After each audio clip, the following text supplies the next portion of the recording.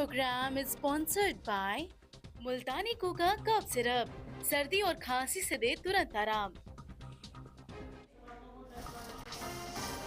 कोलकाता में भगवत गीता का पाठ जारी। ब्रिगेड परेड ग्राउंड में एक साथ 5 लाख लोग कर रहे पाठ। ममता बनर्जी को भी भेजा गया न्योता। बंगाल के बाद अब हैदराबाद में बाबरी मस्जिद स्मारक बनाने की घोषणा। मुस्लिम संगठन ने किया ऐलान, ग्रेटर हैदराबाद से स्थापित होगा स्मारक। गोवा के नाइट क्लब में सिलेंडर ब्लास्ट धमाके के बाद लगी भीषण आग। हादसे में 25 की मौत, कई झुलसे। सीएम प्रमोद सावंत ने किया घटनास्थल का दौरा।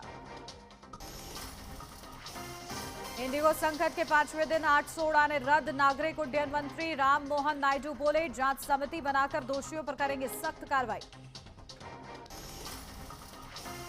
पुतिन के भारत दौरे पर रूसी मीडिया का बयान, कहा पुतिन और मोदी की मुलाकात से यूरोपीय देश और ट्रंप परेशान। पीएम मोदी का कदम ग्लोबल साउथ के लिए मिसाल।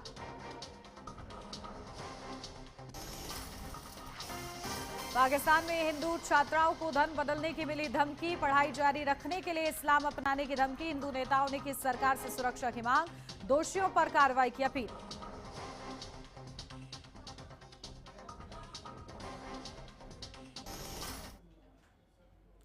नमस्कार, आप देख रहे हैं एचएनएन न्यूज। मैं हूं आपके साथ उन्नति भटनागर। बुलेटिन की शुरुआत करेंगे लखनऊ से आ रही बड़ी खबर के साथ, जहां योगी सरकार का अहम फैसला। होमगार्ड जवानों को लेकर अहम फैसला। आयुष्मान की तर्ज पर मिलेगा कैशलेस इलाज। 70,000 से अधिक होमगार्ड जवानों को मिलेगा इसका फायदा।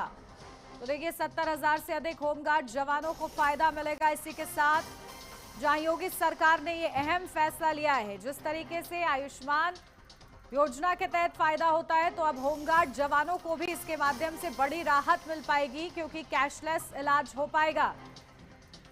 तो होमगार्ड जवानों को ये बड़ा तोहफा, जहां आयुष्मान की तर्ज पर कैशलेस इलाज की सुविधा उनको भी मिल पाएगी। 70,000 से अधिक होमगार्ड जवान इसके जरिए लाभान्वित होंगे।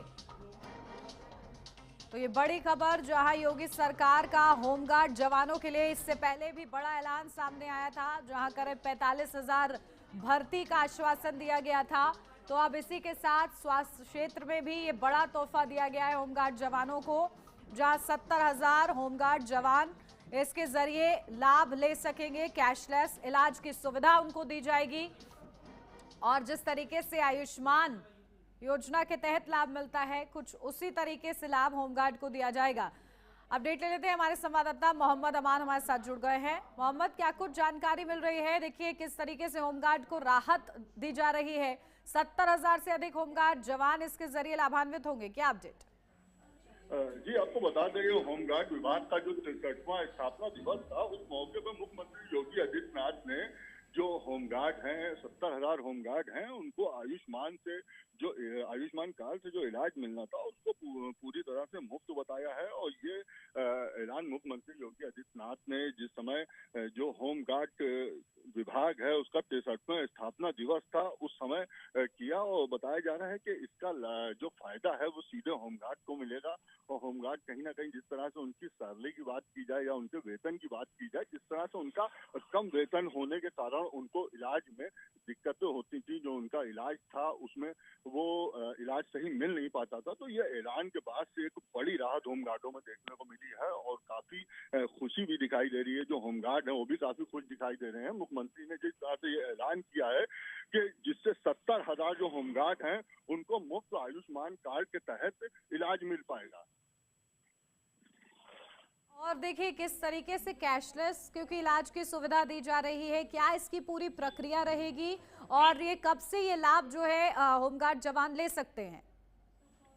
जी, जिस तरह से ये जो ऐलान किया गया है उसमें बताया गया है कि जो होमगार्ड हैं, होमगार्ड इसके इलाज के लिए वो आवेदन करेंगे। और आवेदन में जिस तरह से जैसे आयुष्मान कार्ड की जो प्रतिक्रिया एक हुआ करती थी, उसी तरह से इनकी भी प्रतिक्रिया होगी।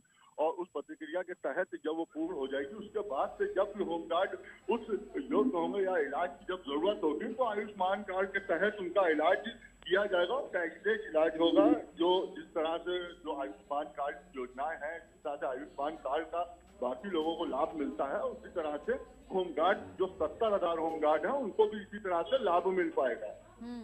बिल्कुल, देखिए कहीं ना कहीं स्वास्थ्य के क्षेत्र में एक बड़ी सिक्योरिटी देने का वादा इस फैसले के जरिए किया गया है। ठीक है, बहुत शुक्रिया मोहम्मद अमान आपका तमाम जानकारी के लिए। और अब बढ़ते हैं आगे रायपुर से खबर, जहां सशस्त्र सेना झंडा दिवस के अवसर पर मुख्यमंत्री विष्णुदेव साय ने सैनिकों और शहीद परिवारों के कल्याण हेतु अंशदान किया है। और इस मौके पर उन्होंने कहा कि देश की सुरक्षा में लगातार तैनात जवानों का योगदान अतुलनीय है और इस दिवस का उद्देश्य उनके त्याग और साहस के प्रति सम्मान व्यक्त करना है।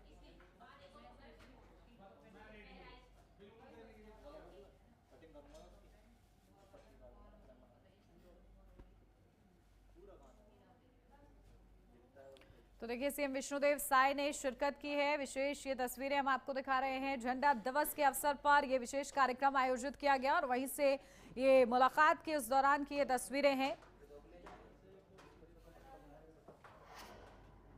मिर्जापुर में मंडलीय चिकित्सालय में मरीजों को 24 घंटे सिटी स्कैन सुविधा उपलब्ध हो गई है। केंद्रीय परिवार कल्याण एवं स्वास्थ्य राज्य मंत्री अनुप्रिया पटेल ने दूसरी सिटी स्कैन मशीन का शुभारंभ किया है।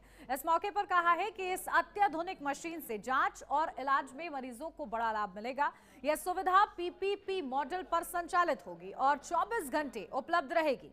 तो वहीं मीडिया द्वारा पूछे गए कोडन युक्त कफ सिरप मामले और बंगाल के मुर्शिदाबाद में बाबरी मस्जिद नींव पूजन से जुड़े सवालों पर अनुप्रिया पटेल ने टिप्पणी करने से साफ इनकार कर दिया।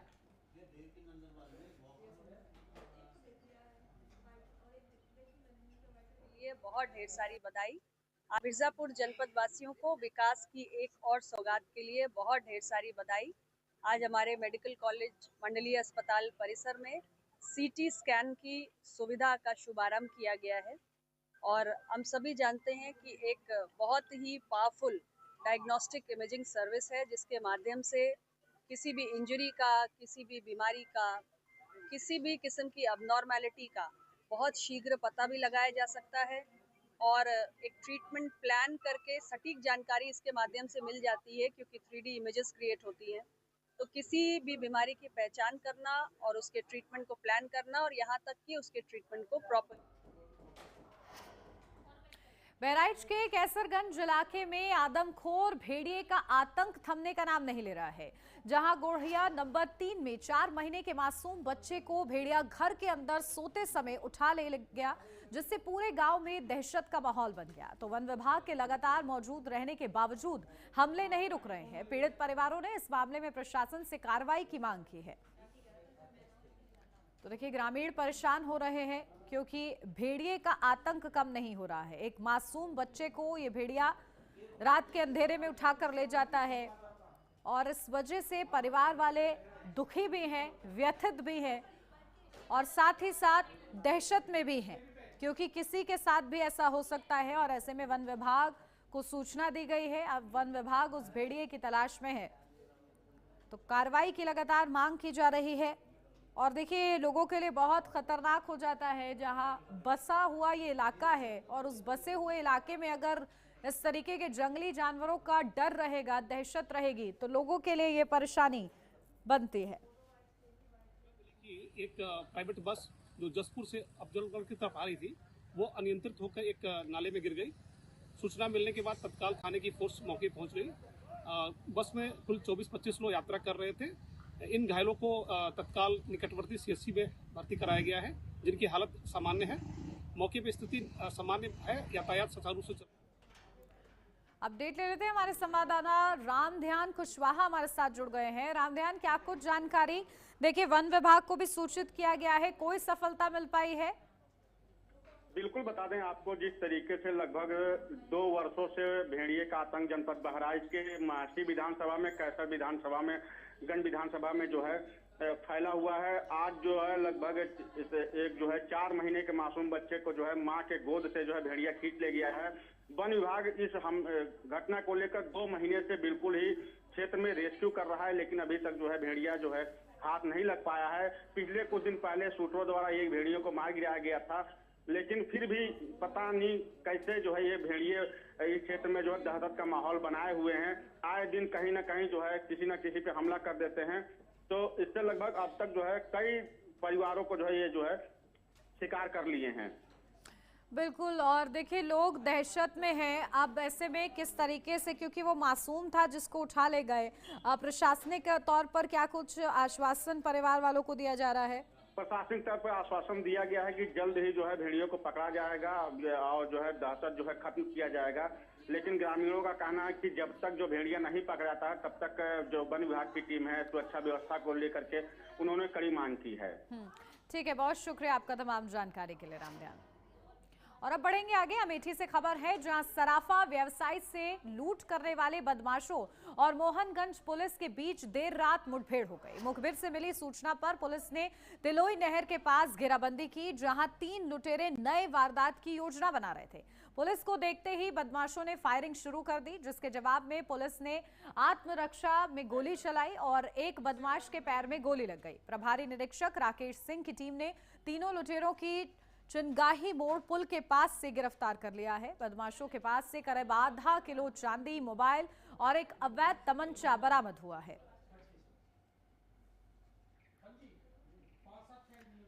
मैं सुबह दुकान के लिए निकला, जो रास्ते में मेरे साथ राहजनी हुई। प्रथम सूचना हमने थाने को दी। थाने में थाना प्रभारी राकेश सिंह कोतवाल साहब, सीओ साहब, एसपी साहब, जिन्होंने तत्परता दिखाई और 3-4 दिनों के ही अंदर ही मुलजिमों को गिरफ्तार कर लिया। गिरफ्तार करने के बाद सामान भी बरामद कर लिया और थाना प्रभारी राकेश सिंह महोदय इस विषय में धन्यवाद के पात्र हैं। अपडेट ले लेते हैं, हमारे संवाददाता आदित्य तिवारी हमारे साथ जुड़ गए हैं। आदित्य, क्या कुछ जानकारी मिल रही है? देखिए लुटेरों और पुलिस के बीच जो मुठभेड़ हुई उसमें पुलिस को सफलता मिली है, क्या कुछ अब तक हाथ लग पाया है इस पूरे मामले में? बिल्कुल बताना चाहूंगा, जिस तरीके से अमेठी के मोहनगंज थाना क्षेत्र में दिन दहाड़े जो है बाइक सवार अज्ञात बदमाशों ने जो है घटना को अंजाम दिया था। सराफा व्यवसायी अपने घर से निकला था, लगभग 9:15 बजे का समय होता है सुबह के वक्त, जब वो अपनी दुकान आ रहा होता है और उस समय जो है उसको रास्ते में रोककर उसका बैग जो है छीन लिया जाता है और बैग छीनने के बाद में लुटेरे जो है बड़े आसानी से पुलिस को चकमा देते हुए फरार हो जाते हैं। अगर बड़ी बात यही है कि लुटेरे जो भी रहे हैं वो क्षेत्र में ही बराबर बने रहे हैं, कहीं बाहर के लुटेरे नहीं रहे हैं और घटना को अंजाम देने वाले, घटना का अंजाम देने के बाद में यूं कहा जाए तो अमेठी और मोहनगंज थाना क्षेत्र के इर्द गिर्द ही उनका जो है रहना रहा है।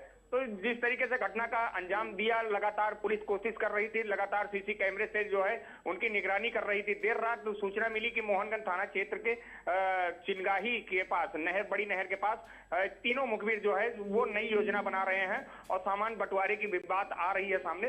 तो मुखबिर की सूचना पर जब पुलिस ने चारों तरफ से उनकी घेराबंदी किया तो घेराबंदी करने के बाद में पुलिस के ऊपर फायर कर दिया जाता है बदमाशों द्वारा। जब बदमाश फायर करते हैं तो पुलिस आत्मरक्षा में गोली चलाती है और एक बदमाश के पैर में गोली लगती है। जो मेन इसका सातिर बदमाश है वो मोहनगंज की बात की जाए तो कोतवाली से चंद दूरी पर ही रहता है और वो चंद दूरी पर रहने वाला अगर देखा जाए तो विश्वकर्मा परिवार के लोग हैं और उनके द्वारा घटना को अंजाम दिया जाता है। स्टेट बैंक के ठीक सामने उनका घर बताया जाता है और इससे पहले भी घटनाओं में जो है वो कई बार सम्मिलित होने के नाम उनके निकल कर आए थे। तो पुलिस लगातार ट्रेस कर रही थी और अंततः उसको बड़ी कामयाबी हाथ लगी है और कामयाबी के बाद में जिस तरीके से ये घटना से व्यापारियों ने राहत भरी सांस ली है कि हम कहीं ना कहीं सुरक्षित हैं। थाना प्रभारी को जो है धन्यवाद ज्ञापित किया जा रहा है, पुलिस को धन्यवाद दे रही। घटना के जो मुख्य अगर देखा जाए तो जिनका सामान गया था, जिनके साथ लूट हुई थी, तो लगातार चर्चा का विषय 2 तारीख से लेकर अब तक रहा है और घटना का पुलिस ने सफल अनावरण करके लोगों में एक संदेश दिया है कि पुलिस का जो साथ होना चाहिए और जो भय का माहौल व्याप्त करेगा उसके खिलाफ कार्रवाई होगी। जी बिल्कुल आदित्य, देखिए क्या इन आरोपियों पर पहले से मुकदमे दर्ज थे? बिल्कुल, जिस तरीके से ये अपराधी हैं और अपराधी अगर बात की जाए तो शंकरगंज जो पुलिस चौकी है उसके बगल में एक गांव है, वहां पर अपराधियों का गढ़ है और अपराधियों के गढ़ में वो अपराधी भी जो है लगातार जो है घटनाओं में संज्ञान इससे पहले भी कहीं ना कहीं संलिप्त रहा है। और एक व्यक्ति जो अपने घर में बाइक छुपाकर मोबाइल फोन उसके घर से बरामद होता है, तो कहीं ना कहीं 3 लोगों में जो ये लगातार सिलसिला चल रहा था तो ये तीनों आपस में समझौता कर रहे थे। आधा किलो चांदी और सोने का जो जेवर थे, सोने के जेवर का बंटवारा भी सही से नहीं कर पाए थे। पैसे का लेन देन का जो मामला निकल कर आया था वो पैसे का सही से बंटवारा भी नहीं कर पाए थे। नई घटना के बारे में योजना बना रहे थे। देर रात जब पुलिस को सूचना मिलती है तो इनके मंसूबों पर पानी फिर जाता है और इनको शायद ये नहीं पता होता है कि अमेठी के मोहनगंज कोतवाली में उत्तर प्रदेश में कहीं चर्चा का विषय रहे राकेश सिंह, जो ईमानदारी की छवि है और घटनाओं को लेकर लगातार उनके द्वारा जो है पर्दाफाश किया जा रहा है। तो उत्तर प्रदेश में कहीं ना कहीं मोहनगंज कोतवाली में तैनात है राकेश सिंह, और राकेश सिंह की जो सराहना हो रही है तो वो घटना से बच नहीं सकते हैं। जी बिल्कुल, ठीक है, नजर बना के रखिएगा आदित्य। फिलहाल के लिए बहुत शुक्रिया आपका।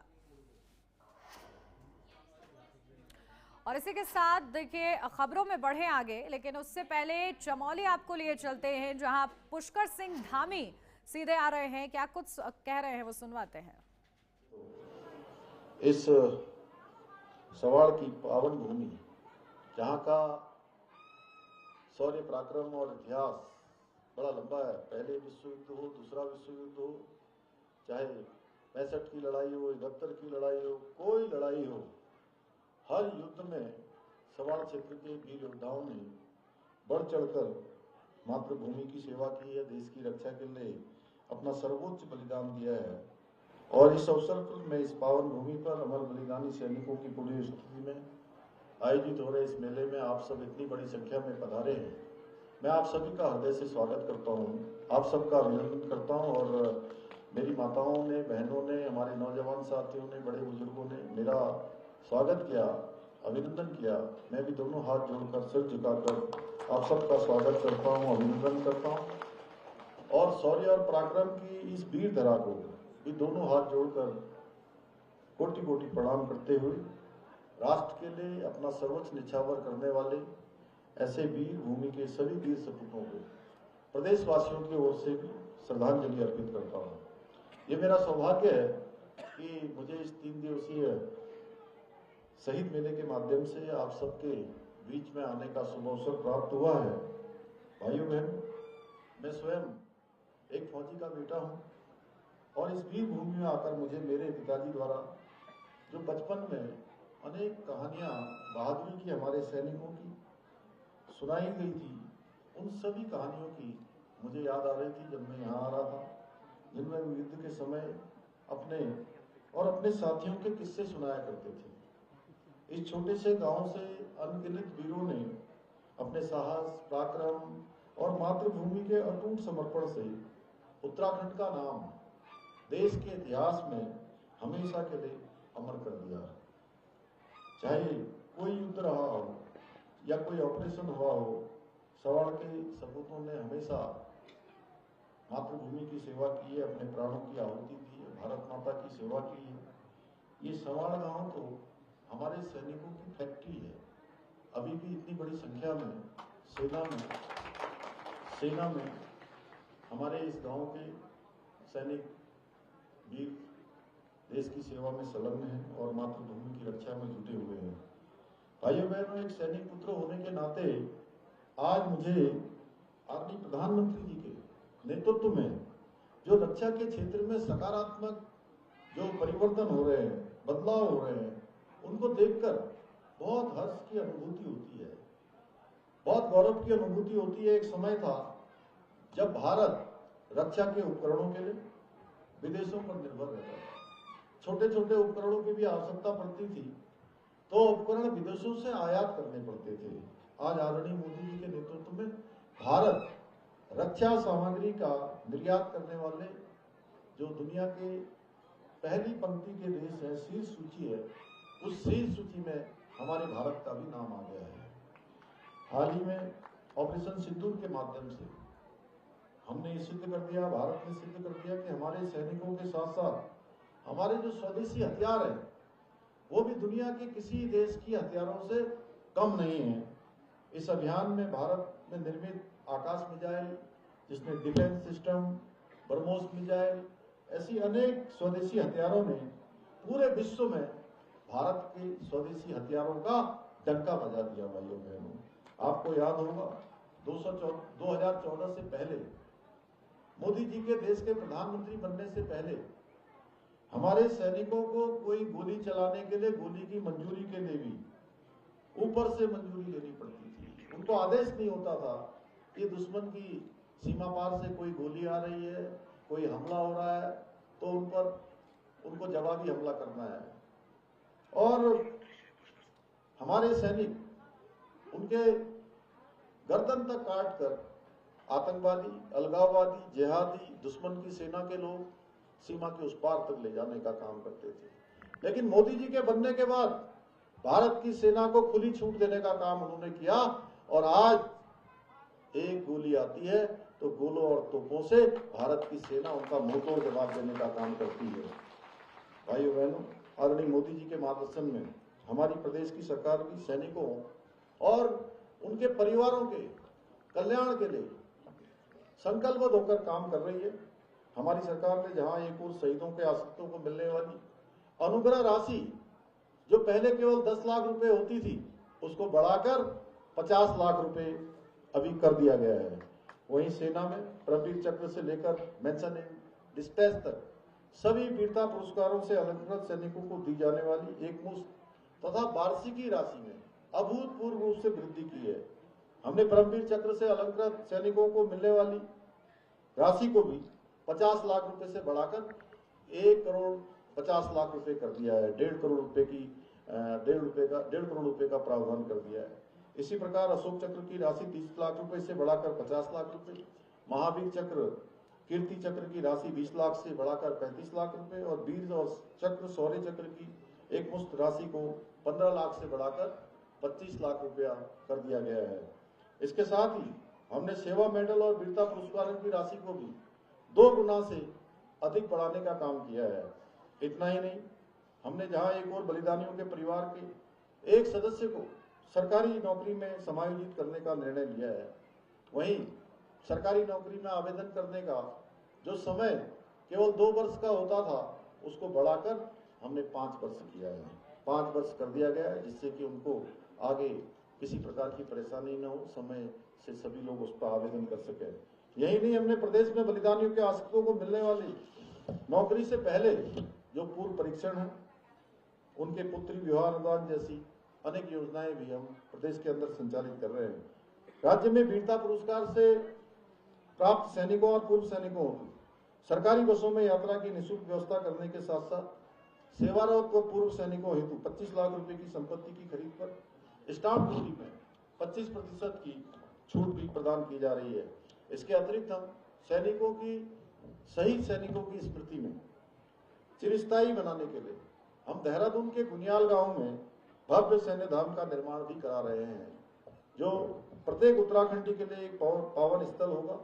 भाइयों बहनों, इसके साथ साथ उत्तराखंड राज्य के अंदर उत्तराखंड की डेमोग्राफी और यहाँ के सांस्कृतिक मूल्यों को संरक्षित रखने के लिए भी हम पूरी तरह से काम कर रहे हैं, जिससे कि आने वाले समय में हमारे बच्चों को सुरक्षित उत्तराखंड मिले। यहाँ किसी प्रकार के उनके साथ कोई असुरक्षा का भाव उनके मन में न रहे, उनका भविष्य उज्जवल हो, उनको राज्य की देवत्व के साथ जीने का अधिकार हो, राज्य की मूल अस्मिता के साथ कोई खिलवाड़ न हो, यहाँ की डेमोग्राफी खराब न हो, यहाँ के सांस्कृतिक मूल्य बने रहे और देवभूमि के जो मूल अस्तित्व है वो मूल अस्तित्व बना रहना चाहिए, कि ऐसा ना हो कि हमारी जमीनों पर तो सैनिकों का क्या पराक्रम रहा है उसका जिक्र करते हुए नजर आए सीएम धामी। 2014 से पहले की क्या तस्वीर थी और 14 के बाद की क्या तस्वीर है, यानी कि प्रधानमंत्री नरेंद्र मोदी के नेतृत्व का भी जिक्र किया है, सराहना की है। और इसी के साथ इस बुलेटिन में बस इतना ही। आप बने रहिए एचएनएन न्यूज के साथ।